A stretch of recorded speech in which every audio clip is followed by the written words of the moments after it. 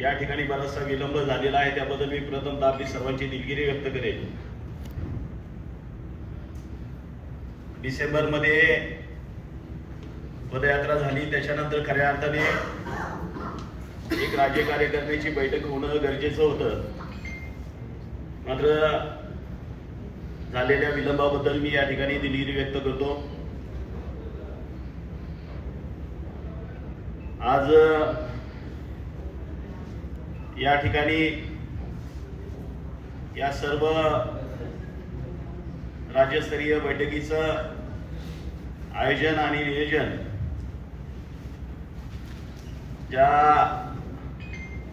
त्यांना खरं तर मी महामानवच म्हणेन, आदरणीय नारायणरावजी गायकवाड यांचं मी या ठिकाणी खरं तर आभार व्यक्त करेन.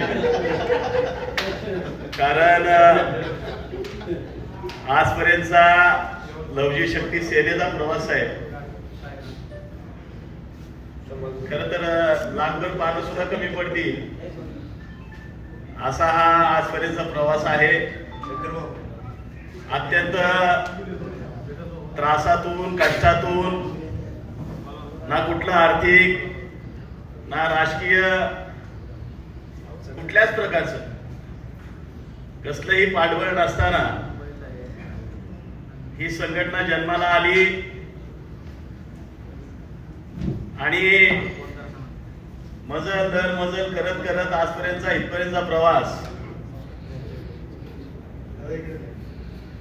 लवजी शक्ती सेनेची स्थापना झाली, स्थापनेपूर्वीचा प्रवास आणि त्याच्यानंतर या 2026 पर्यंत आपल्या अंतिम ध्येयापर्यंत पोहोचण्याचा हा जो प्रवास आहे, हा प्रचंड रंजक, तेवढाच त्रासदायक, तेवढाच पीडादायक आणि तेवढाच आनंदमयी असा हा प्रवास झालेला आहे. खरं तर या प्रवासामध्ये आजपर्यंत लवजी शक्ती सेनेची अशी आलिशान कार्यक्रम, आलिशान हॉलमध्ये आणि मुंबई सारख्या ठिकाणी कधी वाटलं नव्हतं या प्रवासामध्ये की असा कोणीतरी तुमच्यासारखा महामानव मध्ये भेट होईल आणि त्यांच्या माध्यमातून हे वायली संवाद सेंटर आपल्याला पाहायला मिळेल, तिथं कार्यक्रम घ्यायला मिळतील. खरं हे आपलं कर्तृत्व आहे, त्यामुळे मी सुरुवातीलाच आपले या ठिकाणी खरंच मनापासून आभार व्यक्त करतो. कारण अगदी वैपय करून, आधी पोटाला चिमटा घेऊन, वेळ प्रसंगी आपल्या कुटुंबाच्या मुखातून काढून हा प्रवास झालेला आहे साहेब.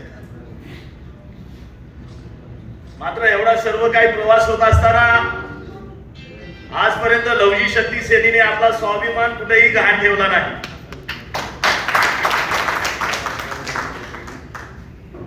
हा प्रवास सुरू असताना अनेक प्रवासी या गाडीमध्ये बसत आलेत, अजूनही बसतायत. मात्र हे सर्व काही करत असताना या प्रवासामधील अनेक आमची रत्न, अनेक हिरे आमच्यातून निघून गेली. त्यांचं त्याग, त्यांचं योगदान मात्र विसरता येणार नाही.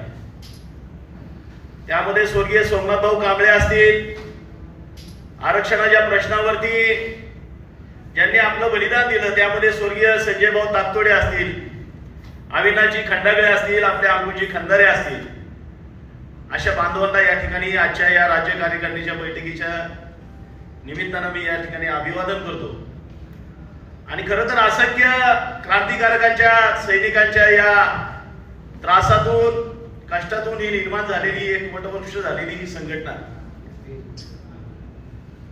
त्या प्रवासामध्ये खरं या ठिकाणी ती मांडणी करत असताना, कारण ज्या उद्देशासाठी, ज्या ध्येयासाठी, जो विषय घेऊन या संघटनेची स्थापना झाली, तो म्हणजे मातंग समाजाला अनुसूचित जातीमध्ये न्याय मिळाला पाहिजे. आणि अगदी सुरुवातीपासून ही मागणी, अगदी अभ्यासपूर्ण ही मागणी या ठिकाणी राज्यामध्ये सातत्याने करत असताना, निश्चितच सुरुवातीला मातंग समाजाला स्वतंत्र आरक्षण मिळालं पाहिजे हा विषय घेऊन जरी आम्ही पुढे आलो, अनुसूचित जातीमध्ये अवकड झाली पाहिजे ही मागणी घेऊन जरी आम्ही पुढे आलो, तरी देखील आमचा उद्देश हा की या ठिकाणी मातंग समाजाला मिळतंय म्हणजे 58 जातीला द्यावंच लागेल ना. अवघड केले म्हणजे फक्त काही ठराविक जातींसाठी नाही. ही मागणी सुरुवातीपासूनच ही अनुसूचित जातीच्या प्रत्येक आरक्षणाच्या लाभापासून वंचित असलेल्या या प्रत्येक घटकाला या ठिकाणी आरक्षणाचा लाभ झाला पाहिजे. ही सर्वांच्या हिताची, सर्वांच्या या लाभाच्या वाट्याची मागणी घेऊन ही संघटना या ठिकाणी वाटचाल करत असताना अनेक जण या प्रवासामध्ये नावं ठेवायचे, शिवाय घालायचे, अगदी बाहेरचे तर सोडून द्या, बाहेरचे आता सुरू झाले. परंतु काल परवापर्यंत आपलीच लोक या ठिकाणी कशा कशा पद्धतीने दूषणं द्यायची, काय काय बोलायची. मात्र आम्ही सुरुवातीपासून एक तत्व पाळलं की घाणीकडे लक्ष द्यायचं नाही, जे चुकीचं आहे त्याच्याकडे लक्ष द्यायचं नाही. आपलं ध्येय आणि आपलं टार्गेट जे आहे ते जोपर्यंत आपण गाठत नाही, ते साध्य होत नाही, तोपर्यंत आपण विचलित व्हायचं नाही. मग ते पदासाठी असेल किंवा पैशासाठी असेल, यासाठी आपण विचलित व्हायचं नाही. आपण आपलं ध्येय गाठायचं, कारण कधी ना कधी आम्ही मरणार आहे. आम्ही गेल्यानंतर आमची भावी पिढी या ठिकाणी या व्यवस्थेमध्ये राहणार आहे, तर त्याचं भविष्य आम्हाला व्यवस्थित करायचंय.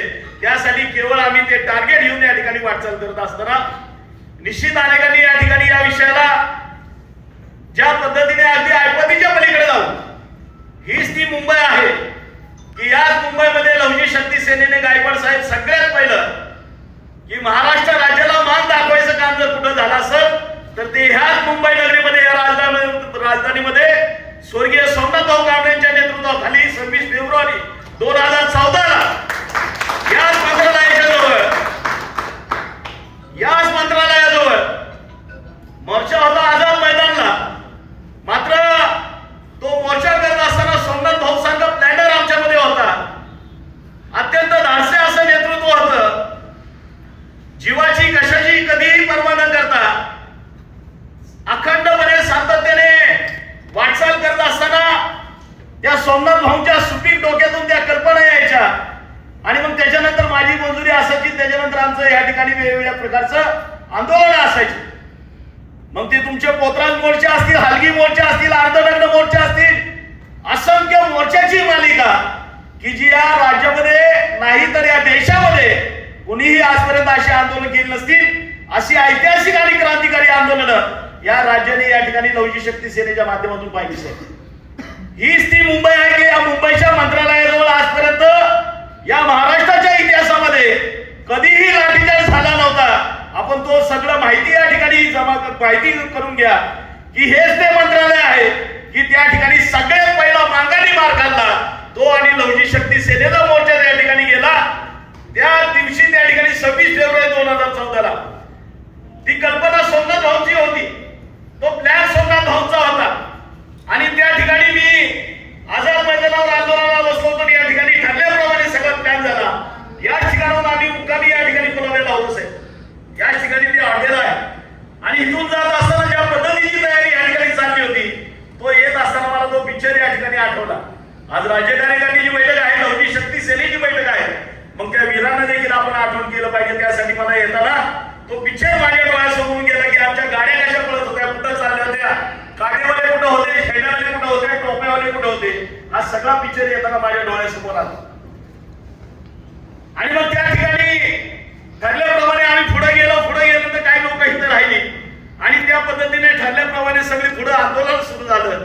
आणि काही वेळामध्येच खबरा लागल्या की या ठिकाणी लाठीचार्ज झाला आणि चॅनेलला बातम्या सुरू झाल्या. आझाद मैदानावर आम्ही सर्वजण होतो आणि त्याच्यानंतर मग सगळा जो प्रवास आहे, जे दिवसभर सगळ्या प्रत्येक चॅनेलला या ठिकाणी बातम्या चालायला लागल्या. तोच दिवस ऐतिहासिक दिवस आहे 26 फेब्रुवारी 2014 की ज्या दिवशी मातंग समाजावर लाठीचार्ज झाला म्हणून पहिल्यांदा या महाराष्ट्र राज्याचं विधानमंडळ आणि विधान परिषद या ठिकाणी बंद झाली. साहेब, ही आपल्यासाठी गौरवाची बाब आहे. पहिल्यांदा तो इतिहास घडला की मातंगाच्या प्रश्नावरती मागावरती लाठीचार्ज झाला म्हणून. मग त्यावेळेस बीजेपीचे आपले स्वर्गीय गोपीनाथजी मुंडे साहेब असतील किंवा आताचे देवेंद्रजी फडणवीस असतील, बाळा नांदेगावकर वगैरे चांगल्या सगळ्या पक्षाच्या मंडळींनी त्यावेळी मातंग समाजावर लाठीचार्ज झाला ते आपले न्याय हक्क मागत असताना या ठिकाणी पोलिसांनी जे काम केलं, लाठीचार्ज केला, त्याचा त्या ठिकाणी निषेध नोंदवला गेला. पहिल्यांदा या महाराष्ट्र राज्यामध्ये मातंग समाजाच्या प्रश्नावर मातंग समाजाच्या लाठीचार्जवर त्या ठिकाणी सभागृह बंद पाडण्याचं काम झालं.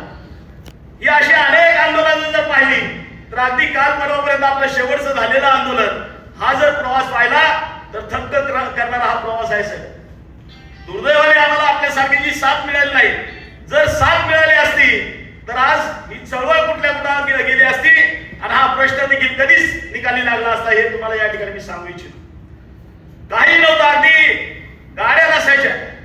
गाडी असेल तर पेट्रोल नसायचं, पेट्रोल असेल तर ड्रायव्हर नसायचा. अशा परिस्थितीमध्ये या ठिकाणी संपूर्ण राज्यभरामध्ये नव्हे तर 7 राज्यामध्ये पोहोचण्याचं भाग्य या लवली शक्ती सेनेला आपल्या आशीर्वादामुळे लाभलेला आहे. आज मला गर्व आणि मला अभिमान वाटतो की आजपर्यंतचा प्रवास ज्या पद्धतीने, ज्या परिस्थितीतून केला, निश्चित या ठिकाणी अनेकांचं योगदान या ठिकाणी लागलेलं आहे. आणि हा प्रवास करत असताना जे ध्येय, जो उद्देश या ठिकाणी आपण घेतला होता, अनेक प्रश्न होते, अनेक विषय होते. याच्यामध्ये सुरुवातीला तर आपली ही मागणी होती की बाबा रे आरक्षण देता येत नाही. सगळ्या गोष्टी या ठिकाणी तो अभ्यासल्यानंतर आम्ही सगळ्यात पहिली मागणी काय केली होती लवची शक्ती सेनेनी, तर या ठिकाणी जे आर्थिक, जे समाज कल्याण खात्याचं बजेट आहे, निदान पैशाची तरी वाटणी कर बाबा. आम्ही सगळ्यात पहिलं पैसेच मागत होतो. तुम्ही समाज कल्याण खात्याचं जे त्यावेळेस आम्ही सुरुवात केली, 12,500 कोटीचं बजेट होतं. इथपर्यंत वेळ आलीच नसती. आम्ही सुरुवातीला म्हणत होतो ज्या ज्या काही योजना आहेत बाबा तुझ्या, म्हणजे अगदी शिलाई मशीन पासून ते पार ट्रॅक्टर पर्यंत, जमिनीपर्यंत, या सगळ्या योजनांची वर्गवारी करा. प्रत्येक जातीची लोकसंख्या तुमच्याकडे आहे, अनुसूचित जातीची लोकसंख्या तुमच्याकडे, बजेट तुमच्याकडे आहे. आणि मग सुरुवातीला आमची ती मागणी होती की इथं आर्थिक तुम्ही या ठिकाणी वर्गवारी करून या ठिकाणी प्रत्येक समाजाला निदान आर्थिक दृष्ट्या तरी सक्षम केलं पाहिजे. म्हणजे या ठिकाणी काही प्रमाणामध्ये न्याय मिळाला असता. आणि मग ती सुरुवात करत असताना, ही मागणी घेऊन जात असताना पुढे पुढे चालून या सगळ्या अनेक इतर मागण्या आपण सोबत या ठिकाणी या सगळ्या आंदोलनाच्या मोर्चाच्या माध्यमातून पुढे आलो असताना, निश्चित सुरुवातीला जे आम्ही ध्येय किंवा जे विषय हाताशी घेतला होता तो म्हणजे अनुसूचित जातीमध्ये वर्गवारी करून या ठिकाणी प्रत्येक जे जे आरक्षणाच्या लाभापासून वंचित राहिलेला जो घटक आहे, या प्रत्येक घटकाला या ठिकाणी न्याय मिळाला पाहिजे. त्याच्या लोकसंख्येच्या प्रमाणामध्ये त्याला या ठिकाणी आरक्षणाचा लाभ मिळाला पाहिजे. आणि ही मागणी घेऊन या ठिकाणी ही संघटना या ठिकाणी राज्यभरामध्ये लढा देत असताना आज एक समाधानकारक चित्र आहे की कधी नव्हे ते आपले राजकीय क्षेत्रातील व्यक्ती, मंडळी किंवा आमदार या ठिकाणी बोलायला लागले.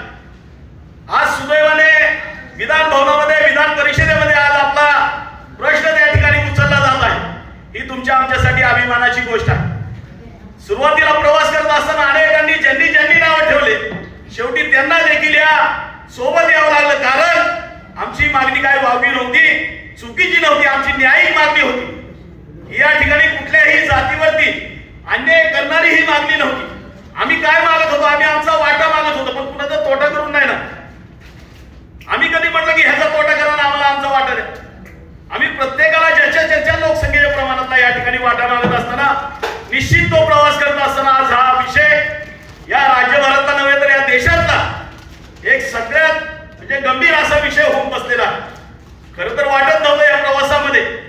आज एवढी वर्ष आम्ही जवळजवळ कित्येक लोक 30 वर्ष, 25 वर्ष, 20 वर्ष हा विषय घेऊन सातत्याने उपोषण असतील, मोर्चे असतील, आंदोलन असतील, अनेक वर्ष ही वाटचाल करत असताना मात्र कधी वाटलं नव्हतं की या ठिकाणी या विषयाला विरोध होईल.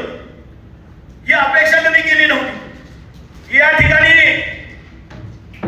जी आमची भावंड आहे किंवा इथली व्यवस्था आहे ती शून्य आहे की त्याने हा विषय या ठिकाणी एवढा विरोध होईल हे वाटलं नव्हतं.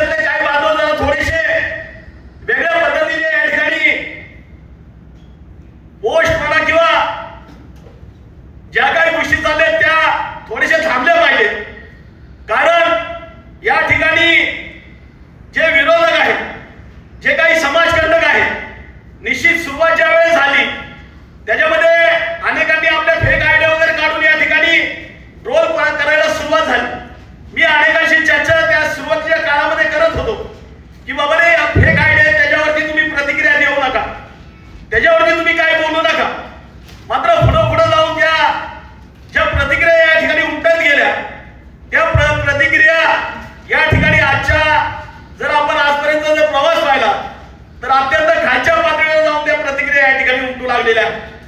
माझी तमाम समाज बांधवांना विनंती असणार आहे की आपण या ठिकाणी कोणत्याही राष्ट्रपुरुषाची मग प्रत्येक या ठिकाणचा जो ज्यांनी देशासाठी या ठिकाणी शोषित पीडितांसाठी ज्यांनी आपलं योगदान दिलं त्यांच्यावरती बोलण्याचा आपल्याला अधिकार नाही.